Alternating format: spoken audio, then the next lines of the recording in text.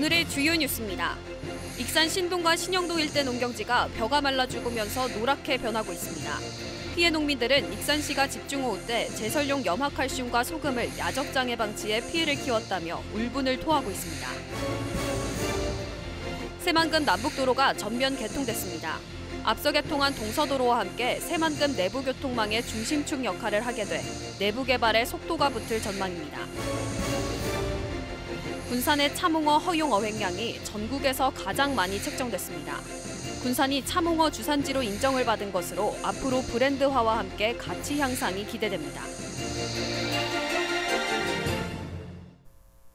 여러분 안녕하십니까? 7월 27일 목요일 종합뉴스입니다. 한창 푸르러야 할 농촌 들녘이 노랗게 변했습니다. 염화칼슘과 소금이 녹아 유입되면서 벼가 말라 죽고 있기 때문입니다. 피해를 입은 농경지는 무더위 속에 짠내가 진동할 정도인데요. 농민들은 익산시가 집중호우 때 제설용 염화칼슘과 소금을 야적장에 방치해 피해를 키웠다며 울분을 토하고 있습니다. 최정우 기자가 취재했습니다. 익산 신동 일대 농경지. 한창 푸르러야 할 농촌 들녘이 노랗게 변했습니다. 가까이 다가가 보니 벼가 모두 말라 죽었습니다. 무더위 속에 농경지에 고였던 물이 말라가면서 짠내까지 진동하고 있습니다. 한 해 농사를 망쳐버린 농민은 막막하기만 합니다. 답답합니다. 지금 답이 없습니다. 솔직히 말씀드려서 물을 계속 걸러대고 한다고 해도 수확량 감소는 규정사실입니다. 이게 몇 년이 갈지는 저희도 장담을 못 하겠습니다. 해봐야 알죠. 근데 아무런 대책이 없습니다. 지금 현재로서는. 염화칼슘과 소금이 녹아내리면서 이 일대 벼는 보시는 것처럼 노랗게 말라 죽어가고 있습니다. 지난 14일과 16일 사이에 익산시 도로관리상황실 야외 부지에는 소금 200톤과 염화칼슘 80톤이 야적됐던 것으로 추산되고 있습니다. 당시 신동과 신영동 일대 농경지는 저수지를 연상케 할 정도로 장맛비에 잠겼던 상황. 이때 소금 등이 녹아 섞였고 시간이 흘러 벼가 말라 죽는 피해가 발생하고 있는 겁니다. 이러한 피해는 앞으로 더욱 늘어날 가능성이 높습니다. 벼가 완전히 말라 죽은 농경지는 28필지로 파악됐습니다. 하지만 현재도 노랗게 변해가는 농경지가 계속 늘어가는 추세로 집중호우 때 침수됐던 182필지까지 피해가 확산될 수 있다는 우려가 나오고 있습니다. 전혀 불가능한데 완파가 28필지입니다. 어마어마해요. 그 다음에 아까 같이 똥물하고 소금물하고 같이 들어간 거 침수 지역이 181필지. 어마어마하거든요. 피해 농민들은 앞으로가 더욱 난감합니다. 올해 농사를 망친 것을 넘어 농경지에 남아있는 염분 성분으로 인해 적어도 수년간은 제대로 된 농사가 어렵다고 하소연합니다. 특히 많은 장맛비가 예보됐음에도 제설용 염화칼슘과 소금을 이렇다 할 조치도 없이 야적장에 방치해 놓은 익산시의 관리 부실이 피해를 키웠다며 분개하고 있습니다. 금년 어떤 보상 문제 이것이 문제가 아니라 차후 농사를 언제까지 지을 수 있는가, 언제까지 어떻게 해가지고 처리를 해가지고 농사를 지을 수 있는가, 그것이 염려가 되고. 익산시는 뚜렷한 대책을 내놓지 못하고 있습니다. 특별 재해지역으로 지정된 상황에 맞춰 피해 현황 파악을 거쳐 대응에 나설 방침입니다. 집중호우 때 야외에 방치되면서 농경지로 녹아들어간 제설용 염화칼슘과 소금. 벼가 말라 죽는 것을 바라보는 농민들의 마음은 더욱 멍들고 있습니다. KCN 최정우입니다. 기상청은 올해 장마가 끝났다고 공식 발표했습니다. 올해 장마는 지난달 25일 시작해 32일 만에 끝났습니다. 도내 내린 비는 932mm로 평년 장마철 강수량의 2.5배를 웃도는 등 역대 가장 많이 내렸습니다. 특히 지난 14일에는 군산과 익산 등 6개 지역은 기상 관측 지점의 하루 강수량 최고값을 경신했습니다. 익산 호우 피해 대피소 운영이 내일 종료됩니다. 익산 지역 6개 대피소에 임시 거주했던 57명 중 46명이 집으로 돌아갔고 성북초등학교에 대피해 있던 외국인 근로자 14명 중 7명도 귀가했습니다. 익산시는 주택이 무너지는 등 귀가가 어려운 장기구호 주민 4명과 외국인 근로자 7명에게는 숙박료 등 임시 주거비를 지원하기로 했습니다. 또 용안, 용동, 망성면 일대를 대상으로 1일 2교대로 의료 지원반을 운영합니다. 도내 콩팥 농작물에 대한 재해보험 가입 기한이 연장됩니다. 전북도는 집중호우로 침수 피해가 큰 콩과 팥에 대해 당초 보험 가입 기한보다 한 달가량 늘려 다음 달 18일까지 연장하기로 했습니다. 특히 콩의 경우 출연율이 90%가 넘어야 가입이 가능했지만 파종만 하면 가입할 수 있도록 조건을 대폭 완화했습니다. 한편 도내에서 집중호우로 콩팥 재배 면적의 절반 수준인 5,300여 헥타르가 침수 피해를 입었습니다. 오늘 오전 새만금 개발청에서 국민의힘 현장 최고위원회가 열렸습니다. 김기현 국민의힘 대표는 오늘 새만금 개발청에서 현장 최고위원회를 갖고 당이 호남에서 인정받도록 하겠다고 밝혔습니다. 김병민 최고위원은 이틀 전 수해복구 방문을 언급하며 도민들에게 도움이 되겠다고 말했습니다. 또 호남 출신 김가람 최고위원은 호남의 중요성을 강조했습니다. 이날 국민의힘 지도부는 2023 세계 스카우트 잼버리 대회가 열리는 새만금도 방문해 대회 준비 상황을 점검했습니다. 새만금 남북도로 2단계 구간이 어제 개통되면서 차량 통행이 가능해졌습니다. 이로써 새만금 내부 중심을 가로지르는 동서남북도로 전 구간이 연결됐습니다. 사업비 1조 4천억 원이 투입된 십자형 도로가 연결되면서 새만금 내부 개발과 기업 유치에 도움이 클 것으로 기대됩니다. 모형숙 기자입니다. 위용을 드러낸 새만금 동진대교. 다리를 사이에 두고 새만금 산업단지에서 부안까지 남북도로가 바다를 시원하게 가로지릅니다. 지난해 12월 남북도로 1단계 구간이 완공되고 7개월 만에 2단계 구간이 연결되면서 차량 통행이 시작됐습니다. 3년 전 새만금 내부를 가로지르는 동서도로 16.5km가 완공된 데 이어 위아래를 관통하는 남북도로 20.1km가 완전 연결된 것. 이렇게 십자형 도로가 완공되면서 새만금 공항과 신항, 수변도시 등 새만금 지역을 20분 안에 오갈 수 있게 됐습니다. 새만금 대동맥이 갖춰지면서 새만금 내부를 잇는 지역 간 연결도로 공사도 속도를 내고 있습니다. 1조 1천억 원 규모의 20.76km 내부 연결도로 사업은 8월 발주에 들어가 오는 2029년 준공할 계획입니다. 남북도로 개통에 이어 신항과 내부 연결도로, 국제공항, 새만금과 익산을 잇는 철도가 개통되면 이른바 트라이포트, 복합 물류체계를 갖추는 데 큰 도움이 될 전망입니다. 군산시는 새만금 교통망이 구축되면서 2차 전지 산업의 투자 열기도 높아질 것으로 보고 있습니다. 공항, 신항, 도로, 철도 등 주요 교통 인프라가 구축되면 새만금은 기업하기 좋은 환경이 조성되어 내부 개발을 가속화는 물론 2차 전지 산업을 비롯한 첨단 전략 산업 투자가 더욱 활성화될 것으로 기대됩니다. 십자형 도로가 완성된 새만금 동서남북도로, 하늘길과 바닷길, 도로와 철도가 서서히 윤곽을 드러내면서 새만금 내부 개발과 기업 유치에 한층 속도가 붙을 것으로 기대됩니다. KCN 모영숙입니다. 익산도시관리공단이 다음 달 1일 공식 출범합니다. 공단은 이날 실내체육관에서 출범식을 갖기로 했습니다. 운영조직은 경영관리팀과 체육사업팀, 도시환경팀으로 구성됐고 직원은 이사장을 포함해 113명입니다. 앞으로 국민생활관 등 스포츠시설과 공영주차장, 쓰레기 종량제, 현수막 게시대 등 8개 사업을 관리하게 됩니다.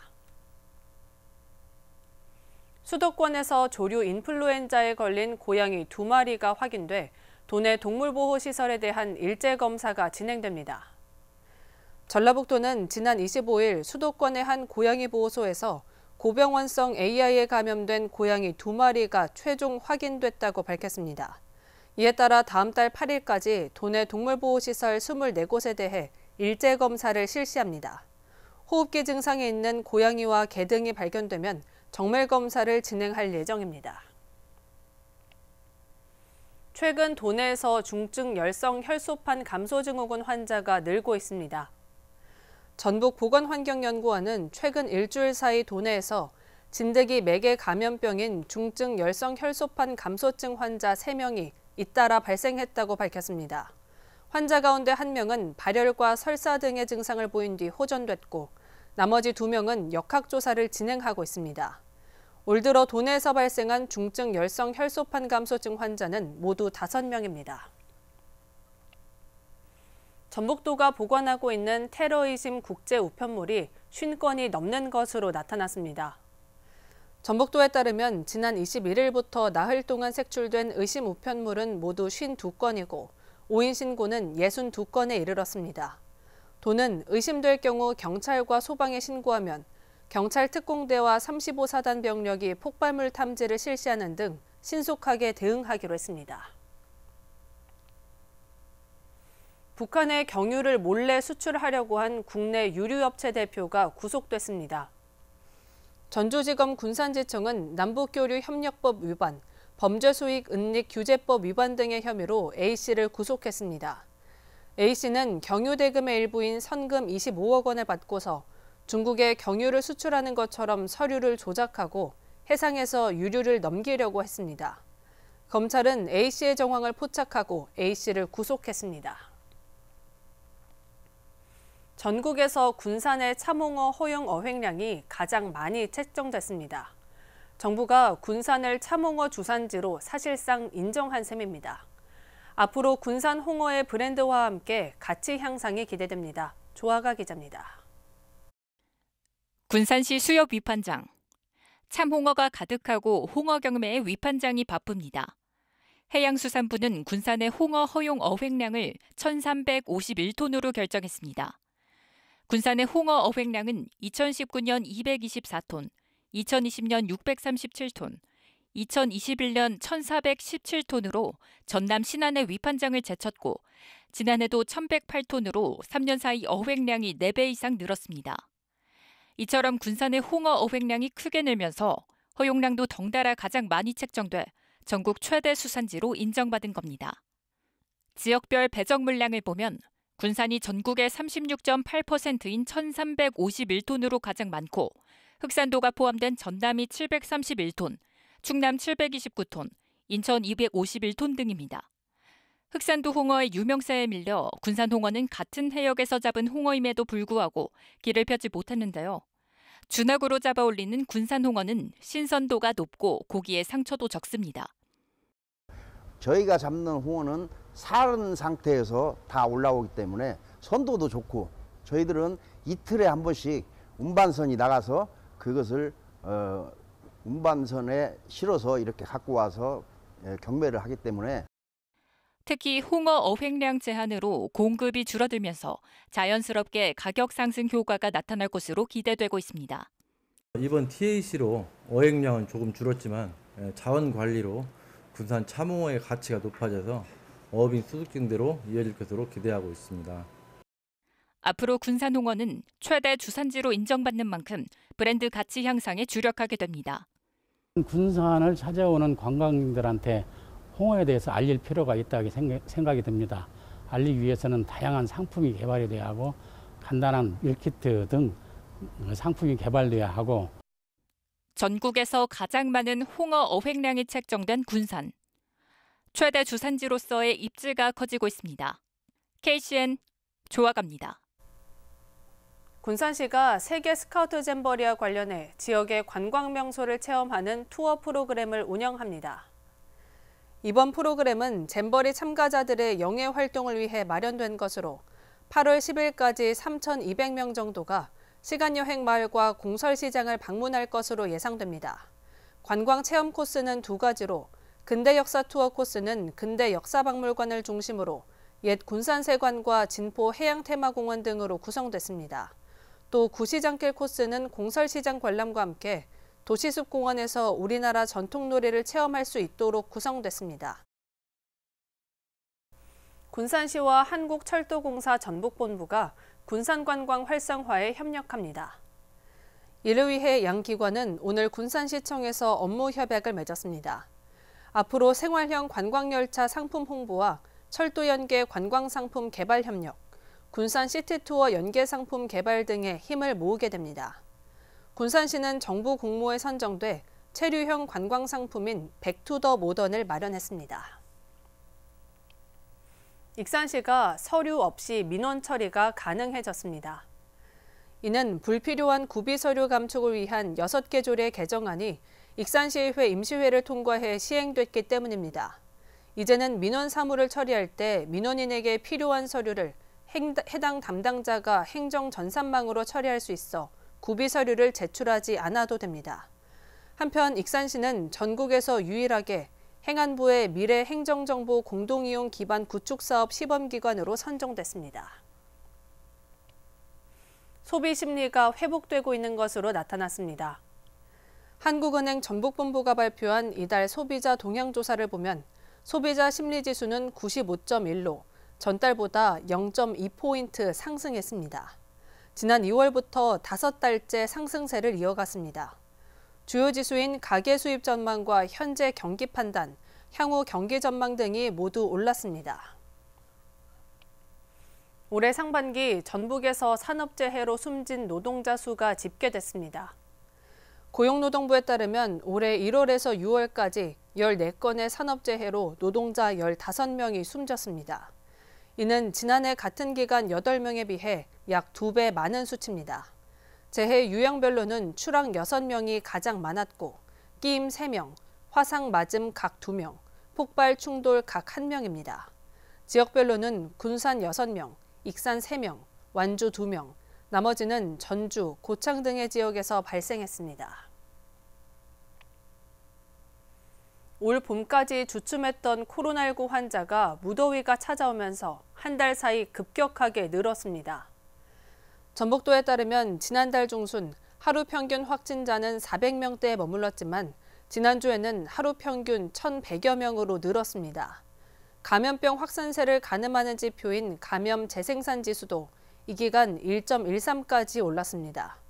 이처럼 확진자가 늘어난 원인은 방역정책 완화와 무더위에 따른 에어컨 가동 증가, 휴가철 인파 쏠림 때문으로 분석됩니다.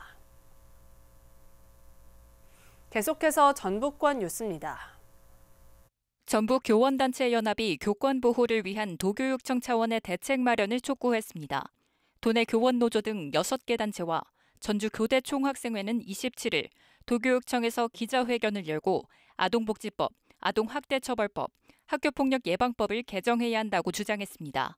단체는 조례를 개정해 구체적인 훈계, 훈육 조치가 정당한 교육활동 범주에 들어간다고 명시할 것과 형사소송뿐만 아니라 민사소송도 지원해줄 것, 악성민원에 대한 기관 직접 대응을 촉구했습니다. 전북경찰청이 상반기 조직폭력범죄 특별단속으로 112명을 검거하고 이 중 23명을 구속했습니다. 경찰은 조직폭력배를 근절하기 위해 3월부터 폭행과 협박 등 불법행위와 대포통장 유통 등 기업형 불법행위, 이권갈취 등 건설 현장 불법행위 등에 대해 특별단속을 해왔습니다. 범죄 유형으로는 폭력 범위가 50명으로 가장 많았고 도박사이트 운영 및 도박행위 19명, 서민갈취 14명, 대포 물걸 판매 10명 순이었습니다. 26일 남원의 한 건물 담벼락에 올라 벌목하던 60대가 쓰러지던 나무에 맞아 10m 아래로 떨어져 숨졌습니다. 남원경찰서에 따르면 A씨는 개인 사업자로 한 업체와 계약을 맺고 호우 피해 우려가 있는 나무를 제거하던 중이었던 것으로 확인됐습니다. 노동당국은 정확한 사고 경위를 파악하고 있습니다. 지금까지 전북권 뉴스 조아갑니다. 전북도는 폭염에 대응하기 위해 전주기상지청과 재난 상황을 실시간 공유하는 협약을 맺고 2차례 자동 방송하기로 했습니다. 이에 따라 도와 14개 시군이 보유한 재난방송시설 3,679곳을 전주기상지청은 개발 환경을 통해 폭염 영향 예보를 연계하는 시스템을 구축했습니다. 폭염 영향 예보 4단계 가운데 3단계 경고 이상일 경우에는 전날 오후 6시와 당일 오전 9시에 재난 예경보 시스템을 통해 위험도 등을 자동 방송합니다. 원광대가 내년부터 철도 전문 인재를 양성합니다. 이를 위해 코레일 전북본부와 철도 인재 양성 업무 협약을 맺었고 내년부터 철도 시스템 공학부를 개설합니다. 양 기관은 철도 분야 인재 양성 프로그램 개발과 철도 연구소 운영 지원, 재학생 직업 체험 기회 제공, 코레일 임직원 장학금 지원 등에도 협력합니다. 장마가 끝나면서 산사태 위기경보가 완화됐지만 군산은 자체적으로 주의보를 유지하고 있습니다. 산림청은 오늘 오전 9시 도내 산사태 위기경보를 경계에서 주의로 한 단계 낮췄습니다. 하지만 군산과 김제 등 도내 4개 시군은 산사태주의보를 유지하고 있습니다. 이는 장마가 끝났어도 그동안 많은 비로 지반이 약해진 데다 국지성 호우가 쏟아질 수 있기 때문입니다. 군산 새만금 문화학당이 중국 베이하이시 도시관에서 개강했습니다. 문화학당은 베이하이시 수강생 50여 명을 대상으로 군산의 역사와 문화, 한국어, K문화 등의 교육을 진행할 예정입니다. 이번 문화학당은 지난 6월 양저우시 개강에 이어 올해 2번째입니다. 군산의 공장 신축 현장에서 일하던 60대 남성이 숨졌습니다. 군산경찰서에 따르면 어제 오전 11시쯤 군산 비흥도동의 공장 신축 현장에서 60대 남성이 지붕 위에서 건축용 널빤지를 설치하다가 쓰러져 병원으로 옮겨졌지만 숨졌습니다. 경찰은 CCTV를 확인한 결과 남성이 쓰러질 때 물리적 충격은 없었다며 평소 앓고 있던 병이 있었는지 등을 조사하고 있습니다. OCI가 오는 2025년부터 5년 동안 실리콘 음극재용 소재를 영국의 넥세온사에 공급할 전망입니다. OCI와 넥세온사는 어제 2차 전지용 실리콘 음극재 생산에 필요한 핵심 원재료의 장기 공급 계약을 체결했습니다. 공급 계약 규모는 700억 원 수준이며 고객사 생산량 증가에 따라 계약 규모는 확대될 전망입니다. 이에 따라 OCI는 올해 안에 군산 공장 유휴 부지에 연산 1000톤 규모로 실리콘 음극재용 특수 소재 공장을 설립해 오는 2025년 공장을 가동할 예정입니다. 다음은 우리 동네 소식입니다.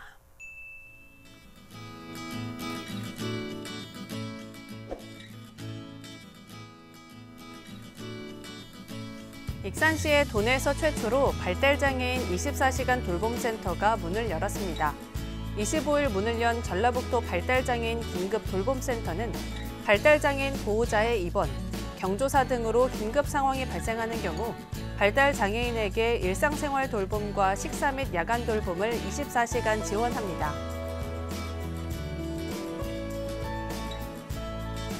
군산시 나온이동 주민자치위원회가 지난 18일과 25일 자매 결연기관인 천안시 북면과 우수농산물 직거래 교류 행사를 개최했습니다.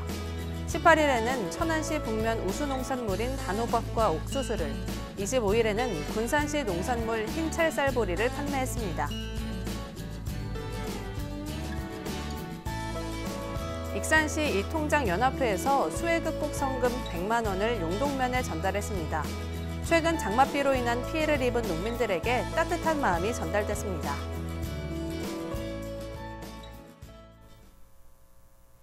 이어서 내일의 날씨입니다.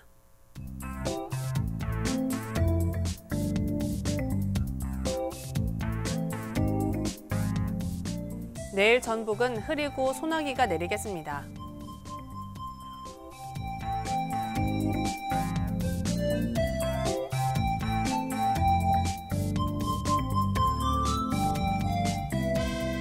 내일 도내 기온은 21도에서 출발해 34도까지 오르겠습니다.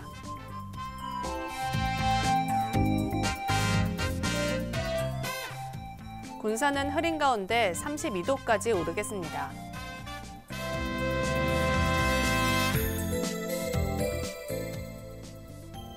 익산도 흐린 가운데 33도까지 오르겠습니다.